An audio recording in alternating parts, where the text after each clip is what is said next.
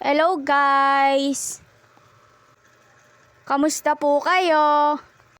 Ngayon nga pala guys, bibili ako ng papel kasi gagawin kong quiz pad. Kailangan nga pala namin sa school yon. So, ano pa hinihintay natin? Let's go! Kayo rin ba guys? Kailangan nyo din ba ng quiz pad? Kami oo guys eh. Siguro lahat meron. By the way guys, ang tagal ko nga pala naghintay rito. Wala din bumibili dyan kasi ako lang yung bumibili. Napatagal lang ako.